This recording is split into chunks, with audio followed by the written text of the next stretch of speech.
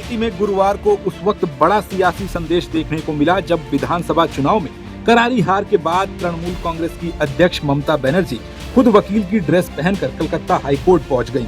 काले कोर्ट में ममता बनर्जी की यह तस्वीर अब पूरे देश में चर्चा का विषय बन चुकी है।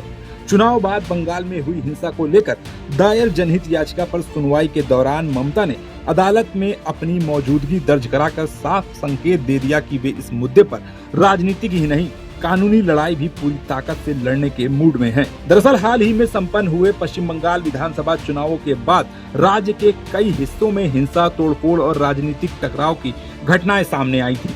इन्हीं घटनाओं को लेकर टीएमसी नेता कल्याण बनर्जी के बेटे शीर्षान्य बंदोपाध्याय ने कलकत्ता हाई कोर्ट में एक जनहित याचिका दाखिल की। याचिका में आरोप लगाया कि कई इलाकों में पार्टी कार्यालयों पर हमले हुए, कार्यकर्ताओं को निशाना बनाया गया और बड़ी संख्या में समर्थकों को अपने घर छोड़ने पर मजबूर होना पड़ा। ये मामला मुख्य न्यायाधीश एचसी सुजॉय पॉल की अध्यक्षता वाली डिवीजन बेंच के सामने सुनवाई के लिए सूचीबद्ध था। लेकिन इस पूरे मामले में सबसे बड़ा राजनीतिक संदेश तब गया जब खुद ममता बनर्जी अदालत में अपनी बात रखने पहुंची। काले कोट और वकील की ड्रेस में ममता की एंट्री ने सियासी हलकों में नई बहस छेड़ दी। तृणमूल कांग्रेस ने भी सोशल मीडिया प्लेटफॉर्म एक्स पर एक पोस्ट साझा की है जिसमें ममता बनर्जी वकील की ड्रेस पहने नजर आ रही हैं। टीएमसी ने ममता के कोर्ट जाने वक्त का एक वीडियो पोस्ट कर बीजेपी पर गंभीर आरोप लगाए। पार्टी ने कहा कि ममता बनर्जी बंगाल की जनता के लिए हमेशा से संघर्ष करती रही हैं और संकट के समय कभी पीछे नहीं हटती।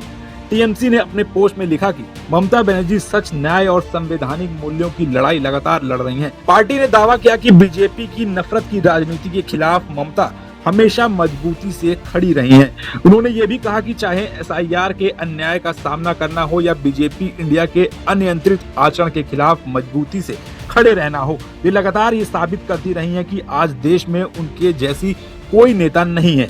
अब सवाल ये उठ रहा है, क्या ममता बनर्जी का ये कदम सिर्फ कानूनी लड़ाई है या फिर इसके जरिए 2026 की राजनीति का बड़ा संदेश दिया गया है?